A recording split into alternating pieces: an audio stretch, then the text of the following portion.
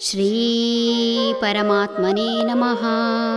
ಶ್ರೀಮದ್ಭಗವದ್ಗೀತಾ ಅಥ ಚತುರ್ಥೋಧ್ಯಾಯಃ ಜ್ಞಾನಯೋಗಃ.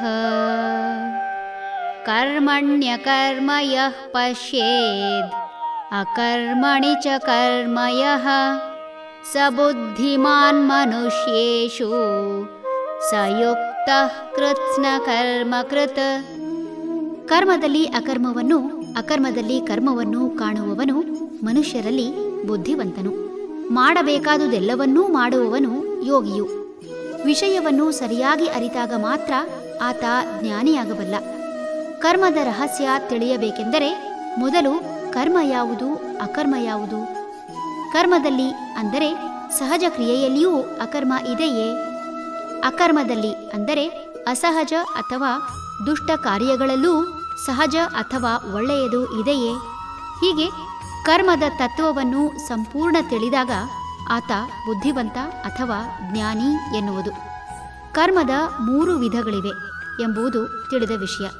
ಪ್ರಾರಬ್ಧ ಕರ್ಮದಿಂದ ಸಂಚಿತ ಕರ್ಮ, ಹಾಗೆಯೇ ಪ್ರಾರಬ್ಧ ಮತ್ತು ಸಂಚಿತದಿಂದ ಆಗಾಮಿ ಕರ್ಮ ಅಂದರೆ ಭವಿಷ್ಯದಲ್ಲಿ ಅರ್ಥಾತ್ ಮುಂದೆ ನಡೆಯುವ ಕಾರ್ಯ.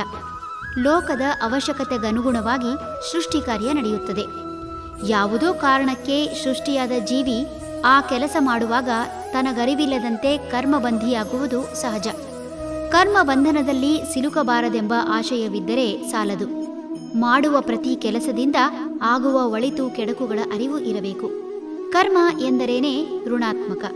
ಕಾರಣ ಕರ್ಮ ಮಾಡುವುದರಿಂದ ಬದಲಾವಣೆ ಸಹಜ. ಈ ಬದಲಾವಣೆ ಆಗಲು ಒಂದಿಷ್ಟು ಬಲಪ್ರಯೋಗ ಮಾಡಲೇಬೇಕು. ಬಲಪ್ರಯೋಗ ಮಾಡುವಾಗ ಒಂದಿಷ್ಟು ನಾಶ ನಿಶ್ಚಿತ. ಈ ಕಾರಣದಿಂದ ಯಾವುದೇ ಕರ್ಮದಲ್ಲಿ ಅಕರ್ಮ ಸಹಜ.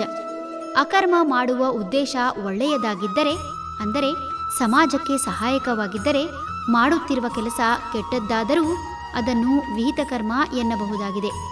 ಉದಾಹರಣೆಗೆ, ಯಾವುದೇ ರೀತಿಯಲ್ಲಿ ಮನುಷ್ಯನನ್ನು ಕೊಲ್ಲುವುದು ಅಕರ್ಮವೇ ಸರಿ. ಈ ರೀತಿಯಲ್ಲಿ ಯೋಚಿಸಿದರೆ ಯುದ್ಧ ಕೂಡ ಅಕರ್ಮ. ದೇಶದಲ್ಲಿ ಅಧರ್ಮ ಹೆಚ್ಚಿದಾಗ ಸಾಮ ದಾನ ಭೇದ ಮುಗಿದ ನಂತರ ಯುದ್ಧ ಮಾಡುವುದು ಅತ್ಯವಶ್ಯಕ. ಹೀಗೆ ಪ್ರತಿ ಒಳ್ಳೆಯ ಕೆಲಸದಲ್ಲಿ ಒಂದಿಷ್ಟು ಋಣಾತ್ಮಕ ಅಂಶ ಅಥವಾ ಕೆಡುಕುಗಳು, ಹಾಗೂ ಪ್ರತಿ ಕೆಟ್ಟ ಕೆಲಸದಲ್ಲೂ ಒಂದಿಷ್ಟು ಒಳ್ಳೆಯ ಅಂಶ ಇರುವುದು ಸಹಜ. ಇವೆಲ್ಲವೂ ತಿಳಿದು ಮಾಡಬೇಕಾದ ಕೆಲಸವನ್ನು, ಅದು ಅಕರ್ಮವಾಗಲಿ ವಿಕರ್ಮವಾಗಲಿ, ಅದು ಸಮಾಜಕ್ಕೆ ಒಳಿತಾಗುವಂತಿದ್ದರೆ ಮನಸ್ಸಿನಲ್ಲಿ ಯಾವುದೇ ದ್ವಂದ್ವವಿಲ್ಲದೆ ಮಾಡುವವನೇ ಬುದ್ಧಿವಂತನು, ಹಾಗೂ ಆತನೇ ಯೋಗಿಯು. ಹರಿ ಓಂ.